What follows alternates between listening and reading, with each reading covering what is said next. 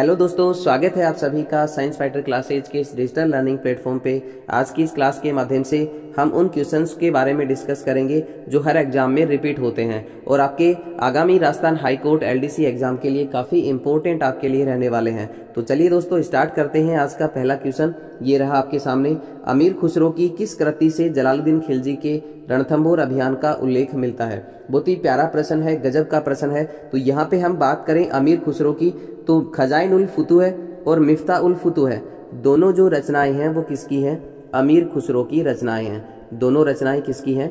अमीर खुसरो की रचनाएं हैं। खजाइन उल फुतूह की हम बात करें तो खजाइन उल फुतूह में अलाउद्दीन के जितने भी विजयी अभियान हैं, अलाउद्दीन के विजयी अभियानों का वर्णन किसमें किया गया है? खजाइन उल फुतूह में किया गया है। जबकि मिफ्ता उल फुतूह में किसके विजयी अभियानों का वर्णन किया गया है? जलालुद्दीन के जितने भी विजयी अभियान हैं उन सभी का वर्णन किसके अंतर्गत मिलता है? मिफ्ता उल फुतूह में मिलता है। तो यहाँ पे जलालुद्दीन खिलजी का जो रणथंभौर पे आक्रमण होता है उसका वर्णन किसमें मिलता है? मिफ्ता उल फुतूह में मिलता है, जो किसकी रचना है? अमीर खुसरो की रचना है। तो ऑप्शन नंबर बी यहाँ पे बिल्कुल राइट होगा। जब जलालुद्दीन खिलजी रणथंभौर के किले को नहीं जीत पाया तो उसने कहा कि मैं ऐसे 10 किलों को मुसलमान के बाल के बराबर भी नहीं समझता। तो ये भी आप यहाँ से याद रख सकते हैं। अगले क्वेश्चन की हम बात करें तो अगला क्वेश्चन ये रहा आपके सामने आपकी स्क्रीन पर।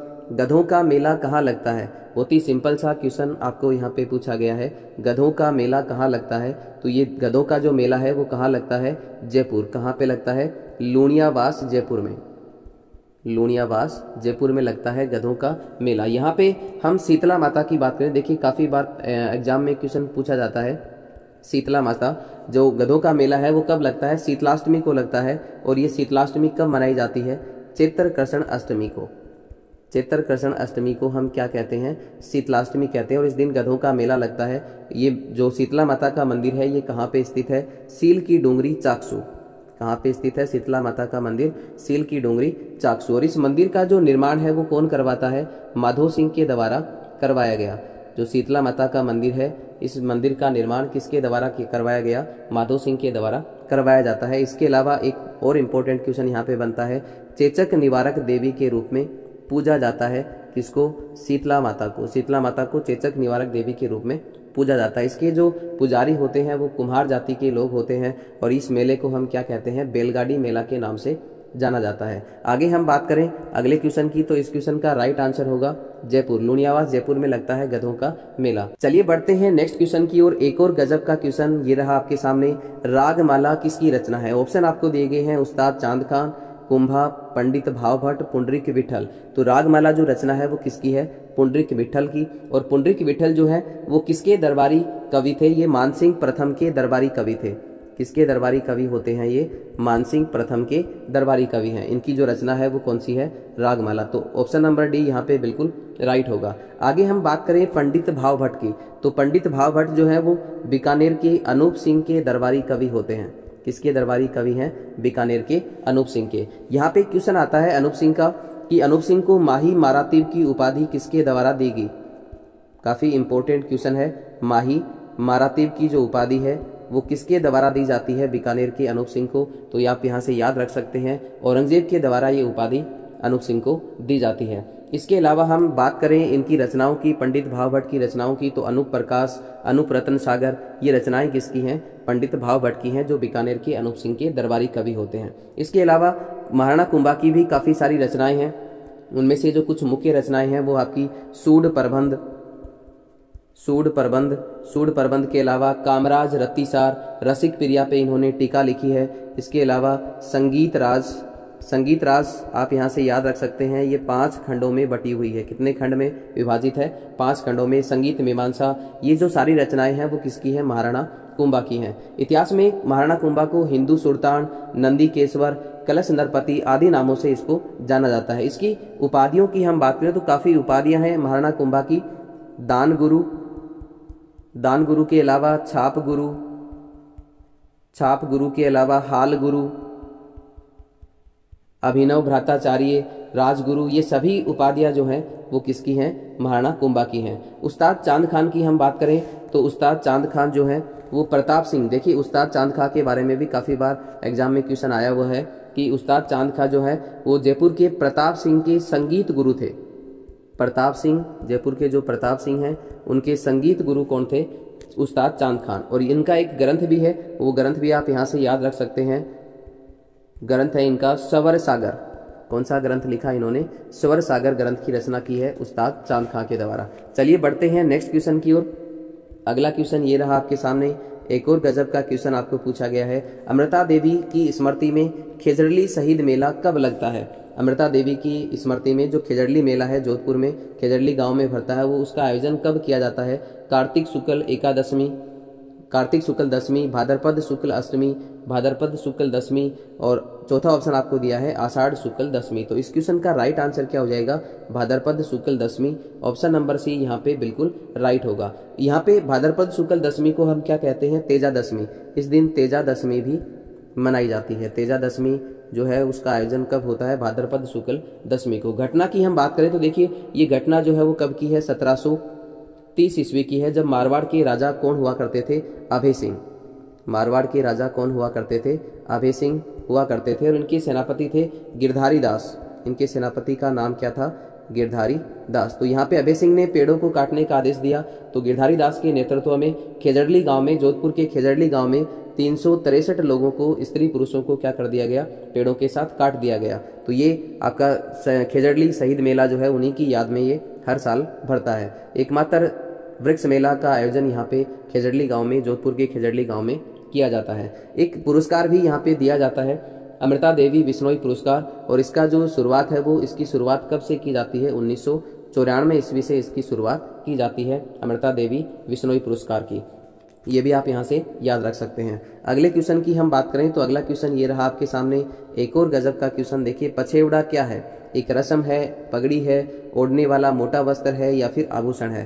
तो पछेवड़ा की हम बात करें तो पछेवड़ा मीणा जनजाति के द्वारा ये यूज में लिया जाता है, प्रयोग में लाया जाता है। और पछेवड़ा क्या है? ओढ़ने का एक मोटा वस्त्र है। ऑप्शन नंबर सी यहाँ पे बिल्कुल राइट होगा। चलिए बढ़ते हैं अगले क्वेश्चन की ओर।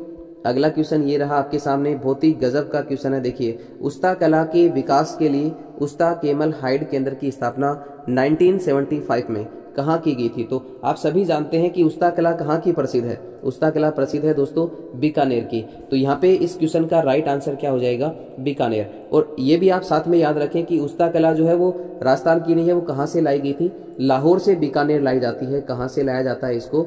लाहौर से लाया जाता है। कहाँ पे? बीकानेर। और ये किसके समय में लाई जाती है? राय सिंह के समय में।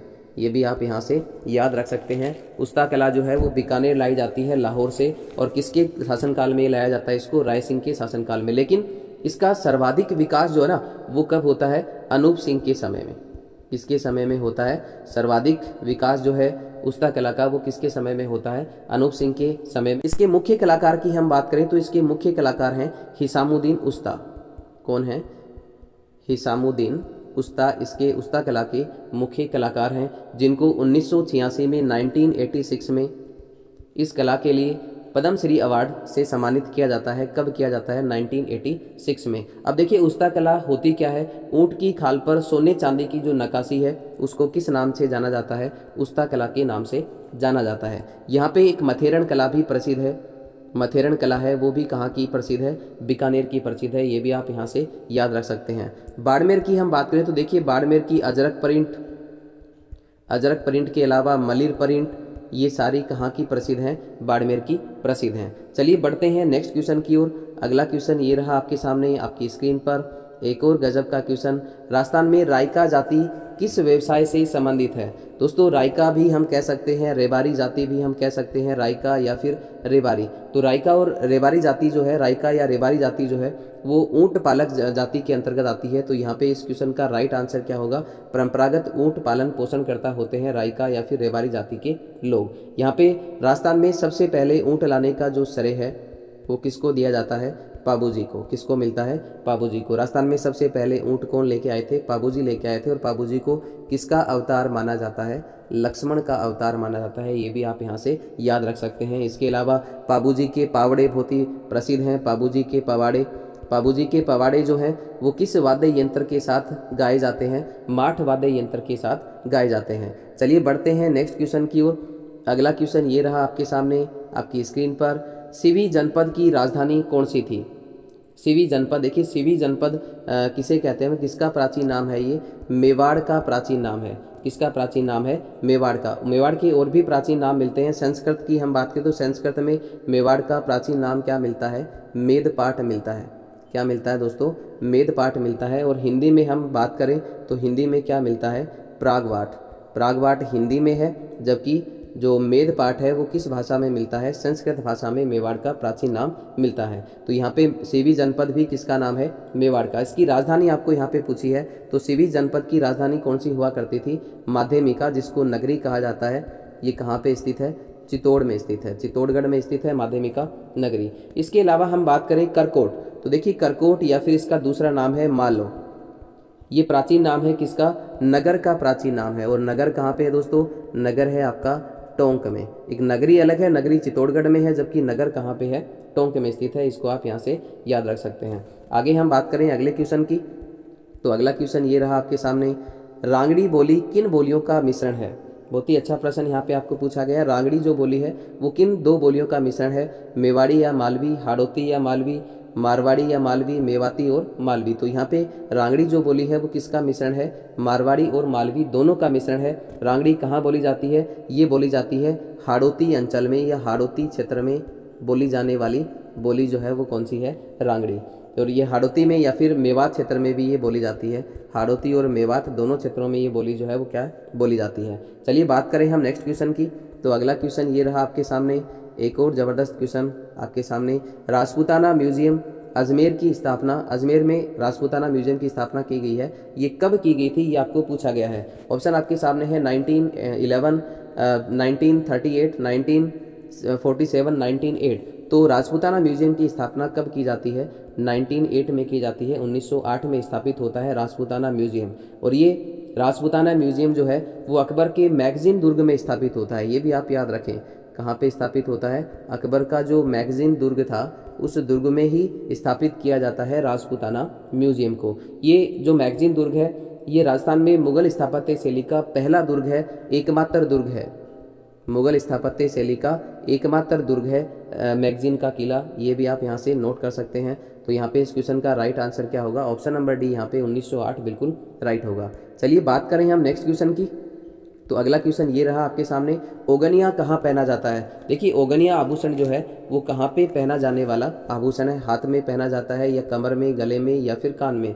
तो ओगनिया कहाँ पहना जाता है, ये कान का आभूषण है ओगनिया। कान के अन्य आभूषणों की हम बात करें तो बहुत सारे आभूषण हैं, आप यहाँ से इनको नोट कर सकते हैं।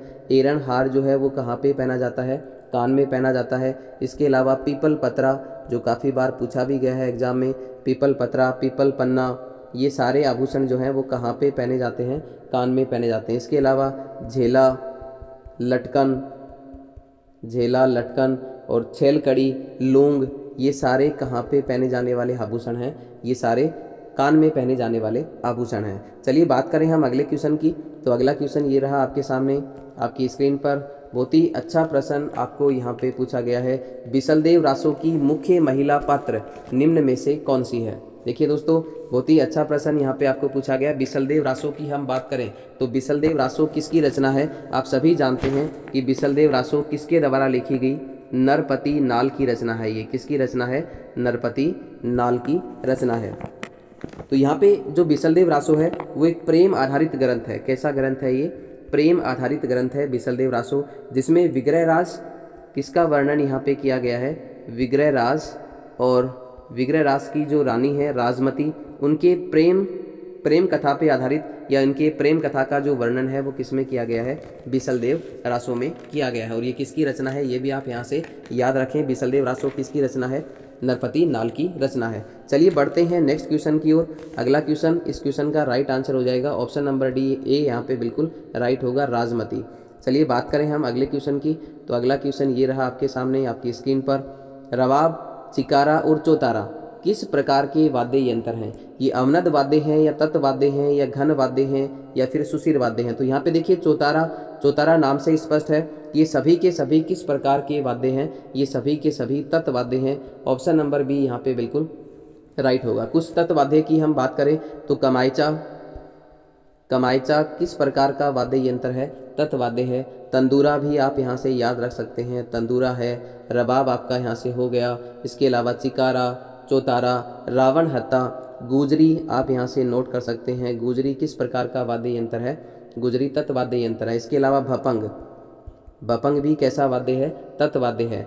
दुकाको याद रखें आप, एक दुकाको काफ़ी बार पूछा जाता है। दुकाको जो है वो किस प्रकार का वाद्य यंत्र है? तत्वाद्य। सारंगी, सितार, सुरिंदा, सुरिंदा भी आप यहाँ से याद रख सकते हैं। सुरिंदा किस प्रकार का वाद्य यंत्र है? तत्वाद्य है। एकतारा भी किस प्रकार का वाद्य यंत्र है? तत्वाद्य है। तो ये सभी के सभी तत्वाद्य हैं। जो तार से बजने वाले होते हैं वो सभी तत्वाद्य होते हैं। चलिए बात करें हम अगले क्वेश्चन की।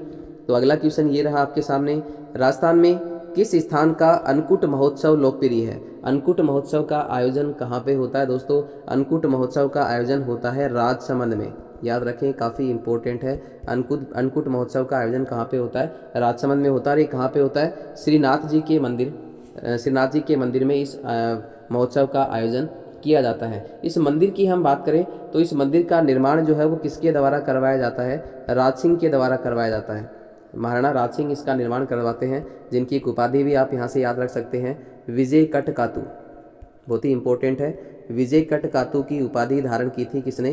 राज सिंह ने। ये काफ़ी इंपॉर्टेंट है, एग्जाम में काफ़ी बार पूछा भी गया है। चलिए बढ़ते हैं नेक्स्ट क्वेश्चन की ओर। तो अगला क्वेश्चन ये रहा आपके सामने आपकी स्क्रीन पर, गैटोर स्थित कछवा शासकों की छतरियाँ किस किले की तलहटी में मिलती हैं? तो गैटोर में जो कछवा शासकों की छतरियाँ हैं वो किस किले की तलहटी में मिलती हैं? तो इस क्वेश्चन का राइट आंसर होगा नाहरगढ़। नाहरगढ़ जयपुर। ये सभी दुर्ग जो हैं वो कहाँ पे स्थित हैं? जयपुर में स्थित हैं। चलिए बात करें हम अगले क्वेश्चन की। तो अगला क्वेश्चन ये रहा आपके सामने आपकी स्क्रीन पर, मामा देवकुंड किस किले में स्थित है? बहुत ही गजब का क्वेश्चन है दोस्तों। देखिए, मामा देवकुंड पूछा गया आपको, तो मामा देवकुंड जो है वो कहाँ पे स्थित है? कुंभलगढ़ के किले में स्थित है। और याद रखें कि यहीं पर जो मामा देवकुंड है, यहीं पे कुंभलगढ़ जो है आपका, यहीं पे उदा ने कुंभा की हत्या की थी। कुंभा का जो बेटा है उसका क्या नाम है? राणा उदय सिंह प्रथम, या फिर उदा जिसको कहा जाता है। उदा ने महाराणा कुंभा की हत्या की थी, इसलिए इसको मेवाड़ का पितृहंता भी कहा जाता है। क्या कहते हैं इसको? मेवाड़ का पितृहंता। एक और पितृहंता हुआ है राजस्थान में, जो मारवाड़ में हुआ है, जिसको हम मारवाड़ का पितृहंता कहते हैं। तो मारवाड़ का पितृहंता जो है वो कौन है? मालदेव, जिसने अपने पिता राव गंगा की हत्या की थी। और यहाँ पे मालदेव के दो सेनापति भी होते हैं, जेता और कूपा, जो काफ़ी बार एग्जाम में पूछे जाते हैं। आप यहाँ से नोट कर सकते हैं। 1544 ईस्वी में होता है युद्ध गिरी सुमेल का। कौन सा युद्ध होता है? गिरी सुमेल का युद्ध होता है मालदेव और शेर शाह सूरी के बीच में, जिसमें मालदेव के सेनापति जेता और कूपा वीरगति को प्राप्त होते हैं। और इस युद्ध में शेर शाह सूरी जो है वो हारते मतलब हारने ही वाला होता है, लेकिन फिर भी वो युद्ध को जीत जाता है। इसलिए वो यहाँ पे शेर शाह सूरी के द्वारा कहा जाता है कि शेर शाह सूरी ने क्या कहा था कि मैं एक मुट्ठी भर बाजरे के लिए हिंदुस्तान की बादशाह खो देता। तो ये युद्ध है आपका गिरी सुमेल का युद्ध 1544 में। जो मालदेव के सेनापति हैं कौन थे? जेता और कूपा। और इस जेता और कूपा जो हैं वो इस युद्ध में वीरगति को प्राप्त होते हैं। चलिए बढ़ते हैं नेक्स्ट क्वेश्चन की ओर। इस क्वेश्चन का राइट आंसर होगा ऑप्शन नंबर डी, कुंभलगढ़ यहाँ पे बिल्कुल राइट होगा। चलिए बढ़ते हैं अगले क्वेश्चन की ओर। अगला क्वेश्चन ये रहा आपके सामने आपकी स्क्रीन पर, प्रसिद्ध राजस्थानी लोकगीत पाथल और पीथल की रचयिता कौन है? पाथल और पीथल जो है वो किसकी रचना है? तो ये आप सभी जानते हैं, पाथल और पीथल किसकी रचना है? कन्हैया लाल सेठिया की रचना है, जो राजस्थान के चूरू जिले से संबंध रखते हैं। कहाँ की हैं कन्हैया लाल सेठिया? चूरू जिले के हैं। यहाँ पे पाथल की हम बात करें तो पाथल किसको कहा गया है? महाराणा प्रताप को कहा गया है। और पीथल किसको कहा गया है? पृथ्वीराज राठौड़। किसको कहा गया है? पृथ्वीराज राठौड़, जो कि बीकानेर के हैं। पृथ्वीराज राठौड़ राय सिंह के पुत्र पृथ्वीराज राठौड़ को यहाँ पे क्या कहा गया है? पीथल कहा गया है। और यहाँ पे पृथ्वीराज राठौड़ की एक बहुत ही शानदार रचना है। वो रचना कौन सी है? वेली किशन रुक्मणीरी, जो किस भाषा में लिखी गई है? डिंगल भाषा में लिखी गई है। कौन सी रचना है पृथ्वीराज राठौड़ की? वेली किशन रुक्मणीरी। किस भाषा में लिखा गया? इसको डिंगल भाषा में लिखा गया है। और दुर्सा आढ़ा ने इस वेली किशन रुक्मणीरी को 5वां वेद और 19वां पुराण कहा है। ये भी आप यहाँ से नोट कर सकते हैं। 5वां वेद और 19वां पुराण कहा है किसको? वेली किशन रुक्मणी को। किसने कहा है? दुर्सा आड़ा ने कहा है। और इस पृथ्वीराज राठौड़ को क्या कहा जाता है? डिंगल का हेरोस कहा जाता है। क्या कहा जाता है? पृथ्वीराज राठौड़ को डिंगल का हेरोस कहा जाता है। और ये किसने कहा था दोस्तों? ये कहा था टेसी टोरी ने। डिंगल का होरेस किसने कहा था? टेसीटोरी कहाँ के थे? इटली के थे, जो बीकानेर के गंगा सिंह के समय में राजस्थान आए थे। और इनकी छतरी भी कहाँ पे है? बीकानेर में है, जो काफ़ी बार एग्जाम में पूछी गई है। टेसीटोरी की छतरी कहाँ पे बनी हुई है? टेसीटोरी की छतरी बनी हुई है बीकानेर में। किसके समय में आए थे ये? बीकानेर के गंगा सिंह के समय में राजस्थान आए थे। आगे हम बात करें विजयदान देथा की, तो देखिए विजयदान देथा की भी बहुत सारी रचनाएं हैं। उनमें से जो मुख्य रचनाएं हैं जो एग्जाम में काफ़ी बार आती हैं, बातारी फुलवारी, इसके अलावा तीड़ो राव,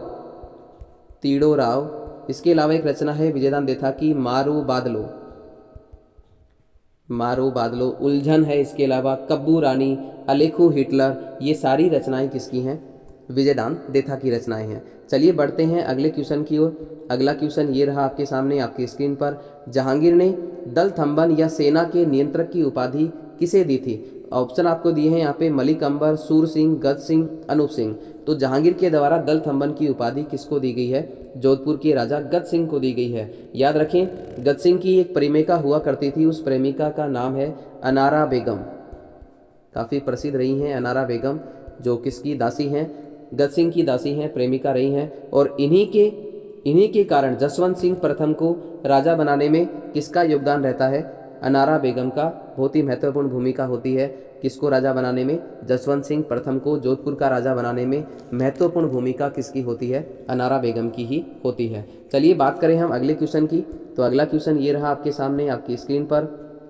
गुब्बारा, नुसरत, नागफली, गजक आदि किसके नाम है? तो ये सारे किसके नाम हैं? मेवाड़ में प्रचलित मिठाइयों के नाम, मारवाड़ के ठिकानों के वस्त्रों के नाम, मेवाड़ में प्रचलित राजस्व वसूली करों के नाम, जोधपुर दुर्ग की तोपों के नाम। तो देखिए साथियों, ये सभी के सभी नुसरत है, गुब्बारा है, नागफली है, गजक है, इसके अलावा किलकिला भी आता है, किलकिला, इसके अलावा बिच्छू बाण, ये सभी क्या हैं? तोपे हैं। और ये सभी तोपे कहाँ पे हैं? जोधपुर दुर्ग की तोपों के नाम है। जोधपुर दुर्ग, मेहर, जिसको हम मेहरानगढ़ दुर्ग भी कहते हैं, मेहरानगढ़ दुर्ग के नाम से भी इसको जाना जाता है। और ये कहाँ पे स्थित है? जोधपुर में। किस पहाड़ी पे बना है ये? चिड़ियाटूप पहाड़ी पे स्थित है। इस क्वेश्चन का राइट आंसर क्या होगा? ऑप्शन नंबर डी यहाँ पे बिल्कुल राइट होगा। चलिए बढ़ते हैं अगले क्वेश्चन की ओर। अगला क्वेश्चन ये रहा आपके सामने। गोपी जी भट्ट राजस्थान की किस लोक नृत्य शैली के कलाकार हैं? बहुत ही गजब का प्रश्न है। नौटंकी से संबंधित हैं, स्वांग से या तमाशा से या फिर रम्मत से? तो गोपी जी भट्ट जो है उनका संबंध किससे है साथियों? तमाशा से है। दोस्तों, तमाशा का जो प्रचलन है वो जयपुर के प्रताप सिंह के समय में होता है। याद रखें इसको आप, किसके समय में होता है? प्रताप सिंह के समय में जयपुर में तमाशे का आयोजन या फिर प्रचलन किया जाता है। इसके अलावा नौटंकी की हम बात करें तो नौटंकी कहाँ की प्रसिद्ध है? अलवर, भरतपुर की। ये भी आप याद रखें, पूर्वी राजस्थान नौटंकी प्रसिद्ध है आपके अलवर और भरतपुर की। और रम्मत का काफ़ी बार क्वेश्चन आता है। रम्मत कहाँ की प्रसिद्ध है? बीकानेर की। रम्मत कहाँ की प्रसिद्ध है? बीकानेर। रम्मत से संबंधित थे तेज कवि, और इनकी एक रचना है, तेज कवि की रचना है जो काफ़ी इंपॉर्टेंट है। तेज कवि की रचना कौन सी है? स्वतंत्र बावनी जो रचना है वो किसकी है? तेज कवि की रचना है। आप यहाँ से इसको नोट कर सकते हैं। स्वतंत्र बावनी जो रचना है वो किसकी है? तेज कवि की है। चलिए बढ़ते हैं अगले क्वेश्चन की ओर। इस क्वेश्चन का राइट आंसर होगा तमाशा। गोपी जी भट्ट का संबंध किससे है? तमाशा से है। अगले क्वेश्चन की हम बात करें तो अगला क्वेश्चन ये रहा आपके सामने आपकी स्क्रीन पर। भीलों में छेड़ा फाड़ना क्या है? विवाह की रस्म होती है या नाता, तलाक या फिर मृत्यु भोज? तो भीलों में छेड़ा फाड़ना का जो अर्थ है वो क्या होता है? तलाक, जिसमें एक साड़ी का छोटा सा टुकड़ा फाड़ करके दे दिया जाता है, जिसको हम क्या कहते हैं? छेड़ा फाड़ना। और इसे हम क्या कहेंगे? तलाक लेना। जो तलाक देना होता है उसको भीलों में क्या कहा जाता है? छेड़ा फाड़ना कहा जाता है। चलिए बढ़ते हैं अगले क्वेश्चन की ओर। अगला क्वेश्चन ये रहा आपके सामने। निम्नलिखित में से कौन सा बनास संस्कृति का स्थल नहीं है? इनमें से कौन सा बनास संस्कृति का स्थल नहीं है? तो ओजियाना भी बनास संस्कृति का स्थल है, गिलोंड भी है, बालाथल भी है और तिलवाड़ा। तो तिलवाड़ा जो है ना, तिलवाड़ा कहाँ पे स्थित है? बाड़मेर में। तिलवाड़ा कहाँ पे है? बाड़मेर में है। ये बनास संस्कृति का स्थल नहीं है। आप यहाँ से इसको नोट कर सकते हैं। इसके अलावा ये सारे के सारे जो हैं वो किस सभ्यता से संबंधित हैं? ताम्र युगीन सभ्यता से संबंधित है। ये सभी ताम्र युगीन सभ्यताओं के स्थल हैं। आप यहाँ से इसको नोट कर सकते हैं। ओजियाना की हम बात करें तो ओजियाना कहाँ पे है? भीलवाड़ा में। ओजियाना कहाँ पे है? भीलवाड़ा में। गिलुंड कहाँ पे है? राजसमंद में। बालाथल कहाँ पे है? उदयपुर में। तिलवाड़ा कहाँ पे है? बाड़मेर में। और ये सारे के सारे ताम्रयुगीन सभ्यताओं के स्थल हैं। चलिए बढ़ते हैं अगले क्वेश्चन की ओर। इस क्वेश्चन का राइट आंसर होगा ऑप्शन नंबर डी, तिलवाड़ा यहाँ पे बिल्कुल राइट होगा। अगला क्वेश्चन आपको दिया गया है, बछावतो, रामपुरिया, गुलेचों, सेठिया की जो हवेलियां हैं ये राजस्थान में कहाँ पे स्थित हैं? तो देखिए, बछावतों की हवेली है, मुंदड़ा की हवेली है, मोहता की हवेली है, रामपुरिया हवेली, गुलेछा, सेठिया, ये सभी हवेलियां जो हैं वो कहाँ पे स्थित हैं? बीकानेर में है। ये कहाँ की हवेलियां हैं? बीकानेर की हवेलियां हैं। इसके अलावा हम बात करें जैसलमेर की, तो जैसलमेर की हवेलियां काफ़ी बार पूछ जाती हैं, आप इनको शॉर्ट ट्रिक से याद कर सकते हो। NPS, N का मतलब नथमल की हवेली, नथमल की हवेली। P का मतलब पटवों की हवेली, पटवों की हवेली कहाँ पे है? जैसलमेर में। S का मतलब सालिम सिंह की जो हवेली है वो कहाँ पे स्थित है? जैसलमेर में स्थित है। इसके अलावा जोधपुर में भी एक हवेली पूछी जाती है और वो है आपकी बड़े मियाँ की हवेली। बड़े मियाँ की जो हवेली है, बड़े मियाँ की जो हवेली है वो कहाँ पे स्थित है? जोधपुर में स्थित है। इस माटी को महबूब लिखो, भारत को अपनी जान लिखो, इस देश की मिट्टी मिट्टी में तुम राम लिखो, रहमान लिखो। इतिहास बनाए जाते हैं परिवर्तन से बलिदानों से, इतिहास बनाए जाते हैं परिवर्तन से बलिदानों से, सब लिखते होंगे स्याही से, तुम लहू से हिंदुस्तान लिखो, तुम लहू से हिंदुस्तान लिखो। चलिए साथियों बढ़ते हैं नेक्स्ट क्वेश्चन की ओर। अगला क्वेश्चन ये रहा आपके सामने आपकी स्क्रीन पर, बहुत ही शानदार गजब का क्वेश्चन यहाँ पे पूछा गया है। कौन सा दुर्ग चीला का टीला कहलाया? किस दुर्ग को चील का टीला कहते हैं या फिर इस नाम से इसको जाना जाता है? ऑप्शन आपके सामने है नाहरगढ़, कुंभलगढ़, जयगढ़ और मेहरानगढ़। तो देखिए साथियों, चील का टीला जो है वो किसको कहा जाता है? जयगढ़ को कहा जाता है। क्यों कहा जाता है जयगढ़ को चील का टीला? क्योंकि जयगढ़ का जो किला है वो किस पहाड़ी पे स्थित है? चीला का टीला नामक पहाड़ी पर स्थित है, इसलिए इसको चील का टीला भी कहा जाता है। इसके अलावा हम बात करें तो सवाई जयसिंह ने यहाँ पे जयगढ़ में एक तोप खाने का निर्माण करवाया था। किसका निर्माण करवाया था? तोप खाने का निर्माण करवाया था। इसके अलावा हम बात करें तो जयगढ़ के किले में एशिया की सबसे बड़ी तोप है जिसका नाम है साथियों जय बाण। क्या नाम है? जय बाण। इसका दूसरा नाम भी है जो काफी बार पूछा जाता है, जय बाण का दूसरा नाम क्या है साथियों?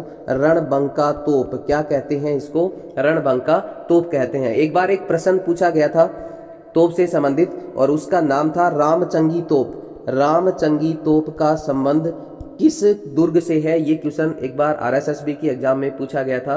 तो साथियों रामचंगी तोप का जो संबंध है वो किससे है? बीकानेर दुर्ग से। किससे है? बीकानेर दुर्ग से। इसके अलावा हम बात करें तो यहाँ पे देखिए जयगढ़ एक ऐसा किला है जिसमें एक आंतरिक छोटा दुर्ग है विजयगढ़ नाम का। किस नाम का है साथियों? विजयगढ़ नाम का एक आंतरिक किला है जहां पे सवाई जयसिंह ने अपने भाई विजय सिंह को कैद किया था और इसी को शास्त्रागार के नाम से जाना जाता है। चलिए साथियों बढ़ते हैं नेक्स्ट क्वेश्चन की ओर। अगला क्वेश्चन ये रहा आपके सामने आपकी स्क्रीन पर, बहुत ही शानदार प्रश्न यहाँ पे आपको पूछा गया है। पन्नाधाय ने जिसके जीवन को बचाया था वो कौन था? राणा सांगा, रावल रतन सिंह, राणा प्रताप, राणा उदय सिंह। तो इस प्रश्न का राइट आंसर दोस्तों होगा राणा उदय सिंह। तो यहाँ पे देखिए उदय सिंह जो थे वो कितने थे? दो थे, उदय सिंह फर्स्ट और दूसरा था उदय सिंह सेकेंड। तो पन्नाधाय ने जिस उदय सिंह को बचाया था वो कौन था दोस्तों? उदय सिंह सेकेंड। तो चलिए बात करते हैं उदय सिंह फर्स्ट की। तो उदय सिंह फर्स्ट कौन था? उदय सिंह फर्स्ट था महाराणा कुंभा का पुत्र जिसका नाम था उदा, जिसने महाराणा कुंभा की हत्या कर दी थी। इसको मेवाड़ का पितृहंता भी कहा जाता है। तो इसमें आप कंफ्यूज ना हो, पन्नाधाय ने जिस उदय सिंह को बचाया था वो कौन था? उदय सिंह सेकंड था। उदय सिंह फर्स्ट कौन था? महाराणा कुंभा का पुत्र। चलिए बढ़ते हैं साथियों नेक्स्ट क्वेश्चन की ओर। अगला क्वेश्चन ये रहा आपके सामने आपकी स्क्रीन पर। एक और शानदार प्रश्न यहाँ पे, बहुत ही गजब का प्रश्न आपको यहाँ पे पूछा गया है। बैलगाड़ी मेले के नाम से कौन सा मेला प्रसिद्ध है? देखिए ऑप्शन आपके सामने है, कैला देवी, करणी माता, शीतला माता और इनमें से कोई नहीं। तो साथियों बैलगाड़ी मेला जो है वो किस मेले को कहा जाता है? शीतला माता के मेले को। और इस मंदिर का जो निर्माण है, शीतला माता के मंदिर का निर्माण है वो किसने करवाया था? माधो सिंह ने करवाया था। किसने करवाया था साथियों? माधो सिंह ने करवाया था। कहाँ पे करवाया था? सील की डूंगरी चाकसू। कहाँ पे करवाया था? सील की डूंगरी चाकसू में करवाया था। इसके अलावा इस माता को, शीतला माता को चेचक निवारक देवी के रूप में पूजा जाता है। इनके जो पुजारी होते हैं वो कौन होते हैं? कुम्हार जाति के लोग होते हैं। इसके अलावा इस माता की जो सवारी है वो क्या होती है साथियों? गधे की सवारी होती है। तो बहुत ही अच्छा प्रश्न यहाँ पे आपको पूछा गया था। इसके अलावा हम बात करें कैला देवी की, तो देखिए कैला देवी का जो मंदिर है वो कहाँ पे है साथियों? कैला देवी का मंदिर है साथियों करौली में। किस पहाड़ी पे स्थित है? त्रिकूट पहाड़ी पे, त्रिकूट पर्वत पे स्थित है कैला देवी माता का मंदिर। इसके अलावा कैला देवी माता का लक्खी मेला यहाँ पे भरता है और लांगुरिया गीत जो है उनका संबंध भी किससे है? कैला देवी माता से है, करौली से है। इसके अलावा माता के मेले में यदि हम बात करें तो गुजर व मीणा जनजाति द्वारा एक नृत्य किया जाता है, जिस नृत्य को कहते हैं जोगणिया नृत्य। कौन सा नृत्य किया जाता है साथियों? जोगणिया नृत्य किया जाता है गुजर और मीणा जनजाति के द्वारा। तो यहाँ से एक नदी भी प्रवाहित होती है जिसका नाम है साथियों काली सिंध नदी। कौन सी नदी प्रवाहित होती है यहाँ से? काली सिंध नदी। तो चलिए दोस्तों बढ़ते हैं नेक्स्ट क्वेश्चन की ओर। अगला क्वेश्चन ये रहा आपके सामने आपकी स्क्रीन पर। एक और शानदार प्रश्न, गजब का प्रश्न आपको यहाँ पे पूछा गया है। झालरा पाटन के सूर्य मंदिर की मुख्य विशेषता क्या है? देखिए साथियों सबसे ज्यादा मंदिर जो है वो कहाँ पे है? सिरोही में। सबसे ज्यादा सूर्य मंदिर जो है, जहाँ पे ऐसे कहा जाता है कि पग पग पर क्या है? सूर्य मंदिर है। कहाँ पे सूर्य मंदिर सबसे ज्यादा है? राजस्थान में, सिरोही में। लेकिन सबसे मुख्य जो मंदिर है सूर्य मंदिर वो कहाँ पे है? झालरा पाटन झालावाड़ में। तो इस मंदिर की जो मुख्य विशेषता है साथियों वो क्या है? सप्तरथ। इसमें भगवान सूर्य को 7 रथों पर बैठाकर ले जाते हुए दिखाया गया है। इसके अलावा इस मंदिर को पद्मनाभ मंदिर भी कहा जाता है। क्या कहा जाता है इसको? पद्मनाभ मंदिर भी कहा जाता है। इसके अलावा कर्नल टोड ने इसे चतुर्भुज मंदिर भी कहा था, क्योंकि यहाँ पे भगवान विष्णु की मूर्ति जो है वो विद्यमान है, इसलिए कर्नल टोड ने इसे क्या कहा था? इसे क्या कहा था? चतुर्भुज मंदिर भी कहा था। चलिए बढ़ते हैं साथियों आज के नेक्स्ट क्वेश्चन की ओर। ये रहा आपके सामने अगला क्वेश्चन आपकी स्क्रीन पर। बहुत ही गजब का प्रश्न यहाँ पे आपको पूछा गया है। घटियाला प्राकृत अभिलेख किस शासक से संबंधित है? बहुत ही अच्छा प्रश्न है। यहाँ पे देखिए घटियाला अभिलेख, घटियाला अभिलेख का जो संबंध है साथियों वो किससे है? प्रतिहार शासक कक्कू का। तो इस प्रश्न का राइट आंसर क्या होगा साथियों? प्रतिहार शासक कक्कू का। देखिए साथियों घटियाला अभिलेख जो है वो लगभग 861 ईस्वी का है। कौन सी ईस्वी का है? 861 ईस्वी का है। और ये मंडोर से संबंधित है। कहाँ से संबंधित है? मंडोर। कहाँ से संबंधित है साथियों? मंडोर जोधपुर से संबंधित है, क्योंकि यहाँ पर जो मंडोर जोधपुर में है यहाँ पर प्रतिहार राजाओं ने शासन किया था। कब? किसने शासन किया था मंडोर पे? प्रतिहार शासकों ने। कुकुक, यहाँ पे हम बात कर रहे हैं कुकुका की। तो कुकू का ये जो अभिलेख, कुकू का जो है उसने ये अभिलेख क्या करवाया था? उत्कीर्ण करवाया था। जो घटियाला अभिलेख है ये किसके द्वारा उत्कीर्ण करवाया गया था? कुकुका के द्वारा। गुजर प्रतिहार शासक सबसे पहले मंडोर पे शासन करते हैं, इस चीज को भी आप नोट कर लें। और गुजर प्रतिहारों का जो आदि पुरुष माना गया है वो किसे माना गया है साथियों? हरीश चंद्र को माना गया है। किसको माना गया है? हरीश चंद्र को माना गया। इसका मतलब ये हुआ कि हरीश चंद्र से लेकर के कुकुक तक के सभी राजाओं का वर्णन किसमें दिया गया है? घटियाला अभिलेख में दिया गया है। इसके अलावा और भी शानदार प्रश्न यहाँ पे बनते हैं जो आपके RSSB एग्जाम में पूछे भी गए हैं। गुजर प्रतिहारों की जो प्रथम राजधानी थी साथियों वो कौन सी थी? मंडोर थी। कौन सी थी? मंडोर थी। इसके अलावा दूसरी जो राजधानी है गुजर प्रतिहारों की वो कौन सी थी साथियों? मेड़ता। कौन सी थी? मेड़ता। इसके अलावा हम बात करें तीसरी राजधानी जो है गुजर प्रतिहारों की वो कौन सी थी? भीनमाल। कौन सी थी साथियों? भीनमाल। चौथी राजधानी जो थी वो कौन सी थी? चौथी राजधानी थी साथियों जालोर। कौन सी थी? जालोर। और इसके अलावा पांचवी जो राजधानी थी वो कौन सी थी? उज्जैन। और सबसे अंतिम राजधानी जो थी गुजर प्रतिहारों की वो कौन सी थी? कन्नौज। बहुत ही इंपॉर्टेंट प्रश्न यहाँ पे गुजर प्रतिहारों को लेकर के बनते हैं। सबसे प्रथम राजधानी मंडोर, उसके अलावा दूसरी राजधानी किसको बनाया? मेड़ता को, तीसरी भीनमाल, चौथी जालोर, पांचवी उज्जैन और अंतिम राजधानी जो थी साथियों वो किसको बनाया गया? अंतिम राजधानी किसको बनाया गया? कन्नौज को। चलिए बढ़ते हैं नेक्स्ट क्वेश्चन की ओर। अगला क्वेश्चन ये रहा आपके सामने आपकी स्क्रीन पर। निम्नलिखित में से कौन सा ग्रंथ जयपुर की स्थापना एवं शहर की नगर निर्माण की जानकारी देता है? बहुत ही गजब का प्रश्न आपको यहाँ पे पूछा गया है कि कौन सा ग्रंथ जयपुर की स्थापना और शहर की नगर निर्माण की जानकारी आपको देता है। तो यहाँ पे देखिए ऑप्शन आपको दिए गए हैं साथियों। ऑप्शन आपके सामने है हमीर रासो, राज विनोद, वंश भास्कर और बुद्धि विलास। तो चलिए हम बात करते हैं इस क्वेश्चन का जो राइट आंसर होगा साथियों वो क्या होगा? बुद्ध विलास। यहाँ पे दोस्तों आमेर के मीणाओं को हमने ये पढ़ा था कि आमेर के जो मीणा है उनको कोकिल देव ने हरा करके आमेर को अपनी क्या बनाया, राजधानी बनाया। कब बनाया था? 1207 ईस्वी में। कब बनाया था? 1207 ईस्वी में आमेर के मीणाओं को हरा करके कोकिल देव ने क्या बनाया, आमेर को अपनी राजधानी बनाया। इसका मतलब 1207 से लेकर 1727 ईस्वी तक राजधानी कौन रहती है? आमेर। राजधानी कौन रहती है? आमेर रहती है। इसके अलावा 1727 ईस्वी में जयपुर की स्थापना की जाती है। किसके द्वारा? 1727 ईस्वी में जयपुर की स्थापना करता है कौन दोस्तों? सवाई जयसिंह करता है। और इसका जो वास्तुकार है वो कौन था? विद्याधर भट्टाचार्य। और जयपुर की स्थापना करने के साथ ही सवाई जयसिंह ने जयपुर को क्या बनाया? अपनी राजधानी बनाया। तो 1207 से लेकर के 1727 तक जयपुर की जो राजधानी जो है कछवाड़ शासकों की वो कौन सी थी? आमेर थी। 1727 में जयपुर की स्थापना करता है कौन? सवाई जयसिंह। और राजधानी किसे बनाता है? जयपुर को बनाता है। इसका जो वास्तुकार था जयपुर का वो कौन था? विद्याधर भट्टाचार्य। और सवाई जयसिंह के समय ही बक्साराम शाह ने बुद्धि विलास की रचना की थी। किसकी रचना की थी? बुद्धि विलास की रचना की थी। तो सवाई जयसिंह के काल से संबंधित है आपकी बक्साराम शाह, जिन्होंने रचना की थी किसकी? बुद्धि विलास की। और इस बुद्धि विलास में जयपुर की स्थापना और शहर की नगर निर्माण की जो जानकारी है वो किस में लिखी गई है? बुद्धि विलास ग्रंथ में लिखी गई है। दोस्तों एक और शानदार प्रश्न यहाँ पे हम बात करें, एक रचना है वीर विनोद। कौन सी है? वीर विनोद। राज विनोद की बात हम बाद में करेंगे। सबसे पहले हम देखते हैं वीर विनोद। वीर विनोद की हम बात करें तो यहाँ पे देखिए, एक तो है वीर विनोद और एक है राज विनोद। दूसरी कौन सी है साथियों? राज विनोद। तो वीर विनोद की हम बात करें तो वीर विनोद जो है वो कवि श्यामल दास की रचना है। किसकी रचना है? कवि श्यामल दास की रचना है, जो मेवाड़ महाराणा सज्जन सिंह के दरबारी कवि थे। और इनको जो कवि राज की उपाधि है वो किसके द्वारा दी जाती है साथियों? सज्जन सिंह के द्वारा। मेवाड़ महाराणा सज्जन सिंह के द्वारा इनको कवि राज की उपाधि दी जाती है। लेकिन इनको एक उपाधि और दी गई है और वो कौन सी है? केसर ए हिंद। किसकी उपाधि दी गई है साथियों? केसर ए हिंद की उपाधि जो है वो किसको देगी? किसको देगी? श्यामल दास को देगी। और ये उपाधि जो है वो किसके द्वारा देगी साथियों? अंग्रेजों के द्वारा। किसके द्वारा देगी? अंग्रेजों के द्वारा। जो आपका वीर विनोद है इसमें मेवाड़ के इतिहास का वर्णन है और ये कितने खंडों में है?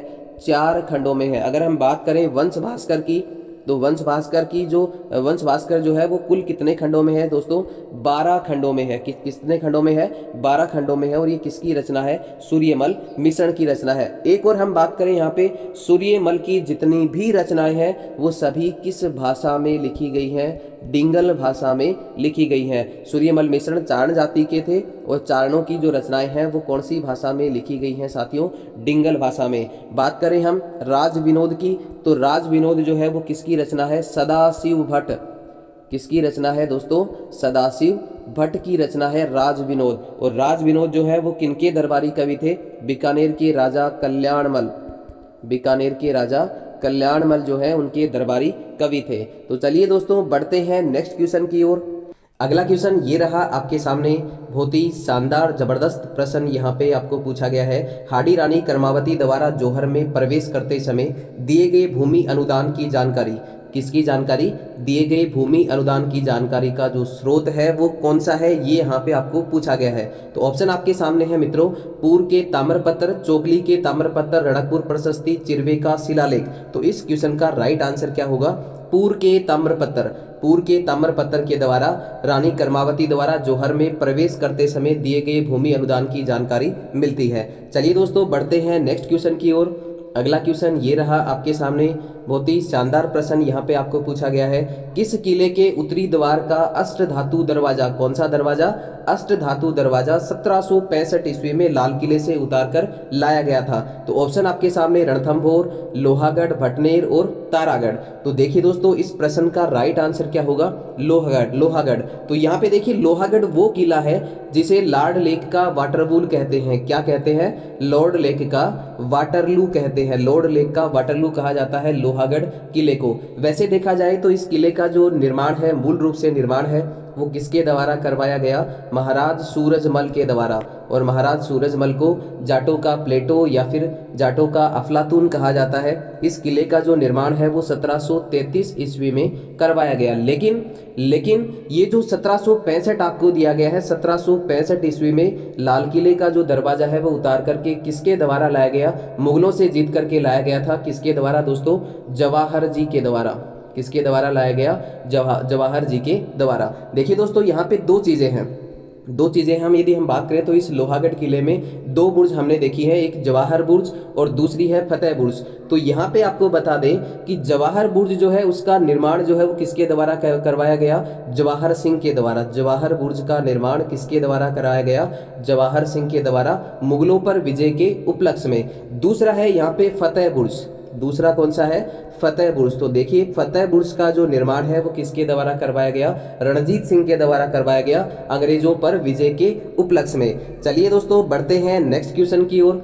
अगला क्वेश्चन ये रहा आपके सामने आपकी स्क्रीन पर। बहुत ही अच्छा प्रश्न यहाँ पे आपको पूछा गया है। किस लोकनाट्य में महारत होने से साकर खान को 2012 में पद्म श्री सम्मान से सम्मानित किया गया? ऑप्शन आपके सामने है यहाँ पे, कमाईचा, सारंगी, मोरचंग और खड़ताल। तो देखिए दोस्तों, जो आपका साकर खान है, साकर खान को कमाईचा का जादूगर कहा जाता है। तो इस प्रश्न का राइट आंसर क्या होगा? कमाईचा। इसके अलावा यदि हम बात करें सारंगी की, तो सारंगी के फनकार जो है वो कौन है? सारंगी का जादूगर किसको कहा जाता है? मुनीर खान को कहा जाता है। किसको कहा जाता है? मुनीर खान। इसके अलावा यदि हम खड़ताल की बात करें तो खड़ताल का जादूगर कौन है दोस्तों? खड़ताल का जादूगर है सदीक खां मांगणियार। कौन है? सदीक खां मांगणियार। यहाँ पे एक क्वेश्चन काफी बार पूछा गया है, अलगोजे का जादूगर। अलगोजा सुशिर वाद्य होता है, किस प्रकार का वाद्य है? सुशिर वाद्य यंत्र है। और अलगोजे का जो जादूगर है वो किसे कहा जाता है? याकूब खान को कहा जाता है। किसको कहा जाता है? याकूब खान को कहा जाता है। लेकिन एक बार यहाँ पे एक प्रश्न पूछा गया था कि नाक से अलगोजा किसके द्वारा बजाया जाता है? नाक से अलगोजे का जादूगर किसको कहते हैं? याकूब खान को कहते हैं। लेकिन नाक से अलगोजा किसके द्वारा बजाया गया? रामनाथ चौधरी। काफी इंपॉर्टेंट प्रश्न यहाँ पे पूछा गया है। रामनाथ चौधरी के द्वारा नाक से क्या बजाया गया? अलगोजा बजाया गया। चलिए दोस्तों, बढ़ते हैं नेक्स्ट क्वेश्चन की ओर। अगला क्वेश्चन आपको दिया गया है, क्वेश्चन नंबर 11। बहुत ही अच्छा प्रश्न यहाँ पे आपको पूछा गया है। धौलागढ़ देवी का मंदिर है जो है वो किस जिले में स्थित है? कौन सा मंदिर पूछा गया है? धौलागढ़ देवी का मंदिर किस जिले में है? तो यहाँ पे देखिए ऑप्शन आपको दिए हैं, करौली, भरतपुर, बूंदी, अलवर। तो यहाँ पे देखिए धौलागढ़ देवी, धौलागढ़ कहाँ पे है दोस्तों? अलवर में। कहाँ पे है? अलवर में। तो धौलागढ़ देवी का मंदिर जो है वो कहाँ पे होगा? ऑप्शन डी यहाँ पे आपका बिल्कुल राइट होगा। इसके अलावा यदि हम बात करें बूंदी की, तो देखिए बूंदी जो है, बूंदी में किस माता का मंदिर है? बिजासन माता। काफी इंपॉर्टेंट है। बिजासन माता का जो मंदिर है वो कहाँ पे है दोस्तों? बूंदी में है। इसके अलावा यदि हम अलवर में और बात करें तो देखिए जिलाड़ी माता। कौन सी माता? जिलाड़ी माता का जो मंदिर है वो कहाँ पे है दोस्तों? बहरोड, अलवर में। कहाँ पे है? बहरोड, अलवर में। कौन सी माता है? जिलाड़ी माता। चलिए दोस्तों, बढ़ते हैं आज के नेक्स्ट क्वेश्चन की ओर। अगला क्वेश्चन ये रहा आपके सामने आपकी स्क्रीन पे। बहुत ही अच्छा प्रश्न यहाँ पे आपको पूछा गया है। मत्स्य संघ का प्रधानमंत्री किसे नियुक्त किया गया? तो यहाँ पे देखिए आपको बता दें, मत्स्य संघ की यहाँ पे बात की जा रही है तो 18 मार्च 1948 की बात है। कब की बात है दोस्तों? 18 मार्च 1948।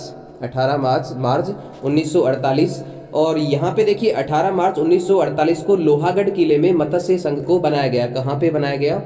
लोहागढ़ किले के अंदर मत्स्य संघ को बनाया गया। यहाँ पे अलवर, भरतपुर, धौलपुर और करौली 4 रियासतों को मिलाकर के मत्स्य संघ की स्थापना की गई। और इसका जो प्रधानमंत्री है वो किसे बनाया गया? शोभाराम कुमावत को बनाया गया। इसका जो नामकरण है, इस मत्स्य संघ का जो नामकरण है वो किसके द्वारा किया गया? KM मुंशी। किसके द्वारा किया गया दोस्तों? KM मुंशी के द्वारा। और इसके उद्घाटन की बात करें तो इसका जो उद्घाटन है वो किसके द्वारा किया गया? NV गौडगिल के द्वारा।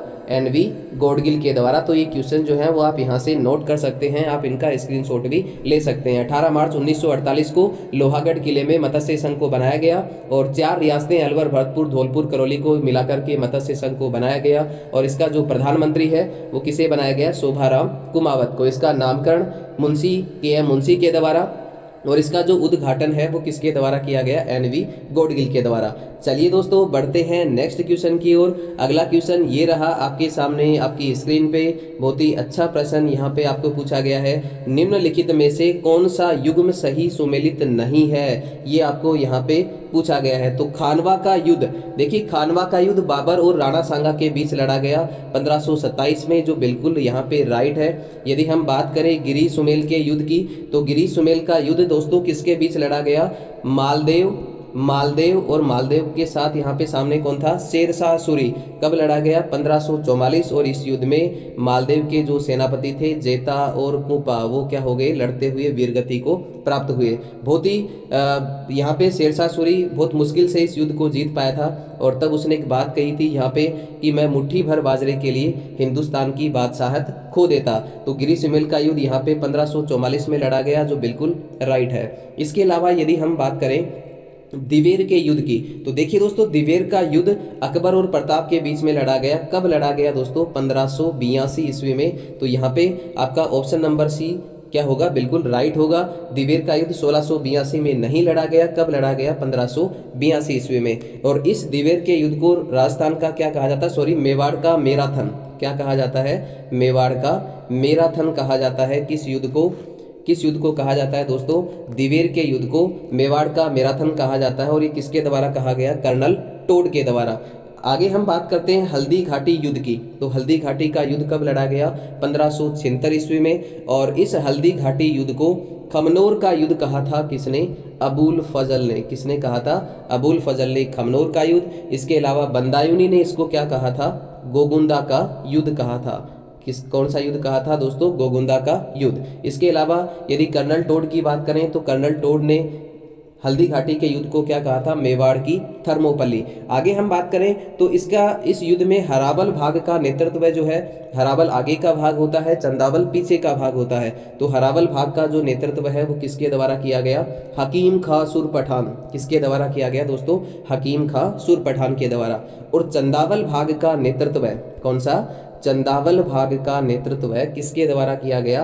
राणा पुंजा के द्वारा। किसके द्वारा किया गया? राणा पुंजा के द्वारा। चलिए बढ़ते हैं नेक्स्ट क्वेश्चन की ओर। अगला क्वेश्चन आपको दिया गया है, ये रहा आपके सामने आपकी स्क्रीन पर। आदिवासियों का सबसे बड़ा मेला कौन सा?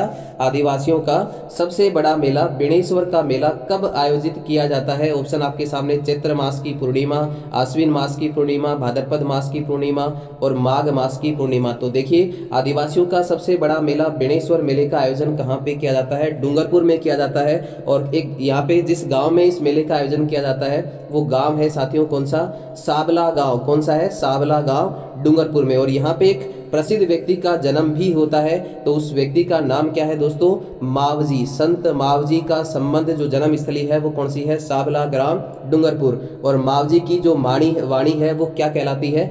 चोपड़ा कहलाती है। क्या कहलाती है? चोपड़ा कहलाती है। यहाँ पे जो बेणेश्वर धाम में मेला भरता है, बेणेश्वर का जो मेला है वो माही जाखम सोम नदी के किनारे पर भरता है। यहाँ पे त्रिवेणी संगम भी है। और ये मेला कब आयोजित किया जाता है? माघ पूर्णिमा को। कब आयोजित किया जाता है? माघ महीने की, माघ मास की पूर्णिमा को आयोजित किया जाता है। चलिए दोस्तों बढ़ते हैं नेक्स्ट क्वेश्चन की ओर। अगला क्वेश्चन ये रहा आपके सामने।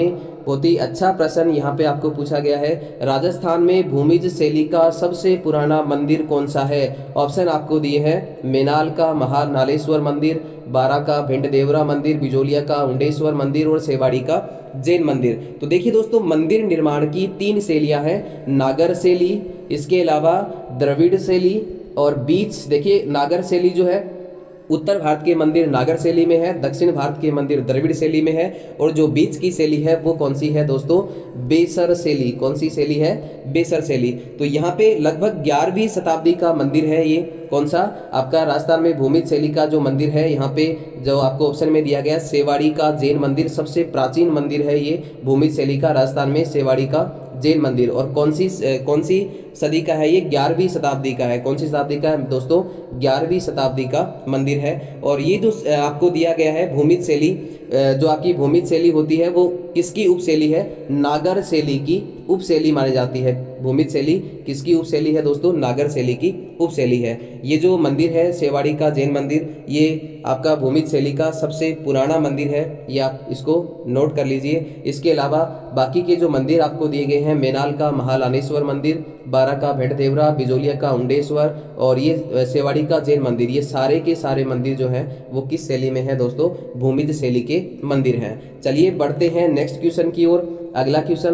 अगला क्वेश्चन आपको दिया गया दोस्तों, ये रहा आपके सामने आपकी स्क्रीन पर। नेक्स्ट क्वेश्चन आपको दिया गया है क्वेश्चन नंबर 16। बहुत ही गजब का प्रश्न यहाँ पे आपको पूछा गया है। डीग के प्रसिद्ध महल कहाँ पर स्थित है? डीग के प्रसिद्ध महल, तो देखिए बदन सिंह द्वारा निर्मित डीग के महल कहाँ पे हैं दोस्तों? डीग महल कहाँ पे हैं? भरतपुर में। इस क्वेश्चन का राइट आंसर क्या होगा? भरतपुर। जबकि आप और यहाँ पे याद रख सकते हैं जो डिग्गी पैलेस है, कौन सा पैलेस? डिग्गी पैलेस कहाँ पे है? जयपुर में। डिग्गी पैलेस कहाँ पे है? जयपुर में है। इसके अलावा यदि हम बात करें डिग्गी तालाब की, तो डिग्गी तालाब कहाँ पे है? डिग्गी तालाब है दोस्तों अजमेर में। कहाँ पे है डिग्गी तालाब? अजमेर में। इसके अलावा एक डिग्गी मालपुरा या फिर डिग्गी कल्याण जी का मंदिर है, और डिग्गी कल्याण जी का जो मंदिर है वो कहाँ पे है? मालपुरा टोंक। कहाँ पे है दोस्तों? मालपुरा टोंक में। डिग्गी कल्याण जी का मंदिर जो है वो कहाँ पे है? मालपुरा टोंक में स्थित है। तो ये तीनों चीज़ें जो हैं यहाँ पे काफ़ी इंपॉर्टेंट हैं। चलिए दोस्तों बढ़ते हैं नेक्स्ट क्वेश्चन की ओर। अगला क्वेश्चन ये रहा आपके सामने आपकी स्क्रीन पे। सलेमाबाद में निम्बारक आचार्य पीठ की स्थापना किसके द्वारा की गई? तो देखिए यहाँ पे ऑप्शन आपके सामने है नारायण देव, हरिवंश देव, हरिव्यास देव, परशुराम देव। तो यहाँ पे आपको बता दें कि सलेमाबाद में जो निम्बारक पीठ है, निम्बारक संप्रदाय की पीठ है, उसकी स्थापना किसके द्वारा की गई? परशुराम देव के द्वारा। सलेमाबाद कहाँ पे है दोस्तों? अजमेर में। निम्बार्क संप्रदाय की जो प्रधान पीठ है वो कहाँ पे है? सलेमाबाद। और सलेमाबाद कहाँ पे है? अजमेर में। स्थापना किसके द्वारा? परशुराम देव के द्वारा। एक और आपको यहाँ पे बता दें कि जो सलेमाबाद है, सलेमाबाद निम्बार्क संप्रदाय की जो प्रमुख पीठ है वो किस नदी के किनारे है? रूपनगढ़ नदी के किनारे स्थित है। कौन सी नदी के किनारे स्थित है दोस्तों? रूपनगढ़ नदी के किनारे। निम्बार्क संप्रदाय के बहुत सारे नाम हैं यहाँ पे, यदि हम उनकी बात करें तो इसको निम्बार्क संप्रदाय भी कहते हैं। इसके अलावा सनक संप्रदाय भी कहा जाता है, और इसके अलावा इसको हंस संप्रदाय या फिर नारद संप्रदाय या फिर रसिक संप्रदाय भी कहा जाता है। चलिए दोस्तों बढ़ते हैं आज के नेक्स्ट क्वेश्चन की ओर। ये रहा आपके सामने अगला क्वेश्चन। बहुत ही अच्छा प्रश्न, गजब का प्रश्न यहाँ पे आपको पूछा गया है। राजपुताना एजेंसी की स्थापना किस वर्ष में की गई? तो यहाँ पे देखिए इस प्रश्न का राइट आंसर क्या होगा दोस्तों? 1832 ईस्वी में। और इसका मुख्यालय जो है वो कहाँ बनाया गया? अजमेर में। राजपुताना एजेंसी की स्थापना 1832 में, और इसका मुख्यालय जो है वो कहाँ बनाया गया? अजमेर में। इस समय प्रथम एजीजी जो थे वो कौन थे? प्रथम एजीजी कौन था यहाँ पे? इब्राहिम लोकेट। कौन था दोस्तों? इब्राहिम लोकेट। और 1857 की क्रांति की हम बात करें तो 1857 की क्रांति के समय जो एजीजी था वो कौन था? Patrick Lawrence. कौन था? पैट्रिक लॉरेंस था। तो दोनों ही क्वेश्चन यहाँ पे काफ़ी इंपॉर्टेंट हैं, आप साथ साथ इनको नोट कर सकते हैं। इसके अलावा देखिए एक बार इसका मुख्यालय भी चेंज किया गया, तो वो डेट क्या है? 1845 में इसका जो मुख्यालय है वो क्या किया गया? बदला गया। चलिए दोस्तों बढ़ते हैं नेक्स्ट क्वेश्चन की ओर। अगला क्वेश्चन ये रहा आपके सामने। बहुत ही शानदार प्रश्न यहाँ पे आपको दिया गया है। सिरोही रियासत का राजस्थान में विलय कितने चरणों में हुआ? आपके सामने ऑप्शन है 2, 3, 4 और 1। तो सिरोही रियासत का विलय जो है वो कितने चरणों में हुआ दोस्तों? 2 चरणों में। तो इस क्वेश्चन का राइट आंसर क्या होगा? ऑप्शन नंबर ए यहाँ पे बिल्कुल राइट होने वाला है। चलिए दोस्तों बढ़ते हैं नेक्स्ट क्वेश्चन की ओर। अगला क्वेश्चन आपको दिया गया है आज का अंतिम प्रश्न। शंकर देव राय समिति, बहुत ही गजब का प्रश्न यहाँ पे आपको दिया गया है। शंकर देव समिति की सिफारिश से राजस्थान के एकीकरण के कौन से चरण जो है वो संबंधित हैं? कौन सा चरण यहाँ पे संबंधित है शंकर देव राय समिति की सिफारिश से? चौथा, छठा, तीसरा और 5वां। तो यहाँ पे आपको बता दें कि कौन सा चरण संबंधित है? 5वां चरण संबंधित है। इस समिति ने, शंकर देव राय समिति ने वृहद राजस्थान में मत्स्य संघ को मिलाने की सिफारिश की थी, और क्या बनाया गया था? संयुक्त वृहद राजस्थान बनाया गया था मत्स्य संघ को मिला करके। तो ये चरण कौन सा था दोस्तों? 5वां चरण। तो आज के लिए दोस्तों इतना ही। आप हमारा जो टेलीग्राम चैनल है वो ज्वाइन कर सकते हैं, वहाँ से आपको क्वेश्चनों की PDF है वो अवेलेबल करा दी जाएगी। इसके अलावा बहुत सारे क्वेश्चन जो है वो आपको वहाँ से मिल सकते हैं। उस टेलीग्राम की जो लिंक है वो आपको इस वीडियो के डिस्क्रिप्शन में मिल जाएगी। आप सभी का बहुत बहुत धन्यवाद। जय हिंद, जय भारत।